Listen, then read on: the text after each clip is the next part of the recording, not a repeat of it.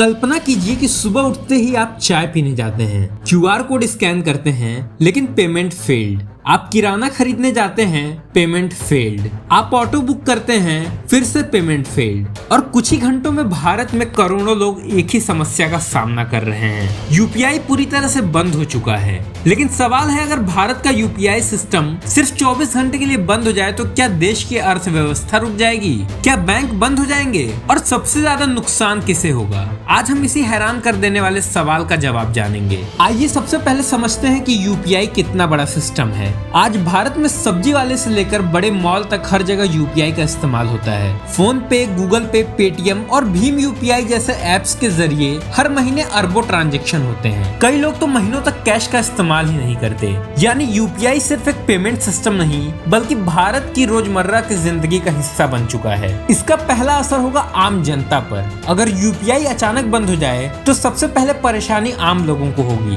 कई लोगों के पास नगद पैसे नहीं होते। ऐसे में चाय की दुकान, auto, petrol pump, medical store, हर जगह भुगतान करने में दिक्कत होगी। लोग एटीएम की ओर दौड़ेंगे। कुछ घंटों में कई एटीएम पर लंबी लाइनें लग सकती हैं। इसका दूसरा सबसे बड़ा असर होगा छोटे व्यापारियों पर। भारत में लाखों छोटे दुकानदार अब यूपीआई पर निर्भर हैं। सब्जी विक्रेता, चाट वाले, पान वाले और छोटी दुकान वाले, इनमें से कई लोग कैश रखना भी कम पसंद करते हैं। यूपीआई बंद होने का मतलब है उनकी बिक्री में अचानक गिरावट। कई ग्राहक बिना खरीदारी किए वापस लौट सकते हैं। तीसरा सबसे बड़ा असर होगा ऑनलाइन बिजनेस पर। Food delivery apps, online shopping, recharge, ticket booking, इन सब पर असर पड़ेगा। हालांकि क्रेडिट कार्ड और नेट बैंकिंग काम कर सकते हैं, लेकिन बड़ी संख्या में लोग यूपीआई को ही पसंद करते हैं, इसलिए ऑनलाइन कारोबार भी प्रभावित होगा। चौथा असर होगा बैंकों पर। यूपीआई बंद होने पर लोग एटीएम से ज्यादा पैसे निकालने लगेंगे। इससे बैंकों पर अतिरिक्त दबाव पड़ेगा। कस्टमर केयर पर कॉल्स की बाढ़ आ सकती है। साथ ही सोशल मीडिया पर शिकायतों की भरमार हो जाएगी। अब सवाल ये आता है कि क्या देश की अर्थव्यवस्था रुक जाएगी?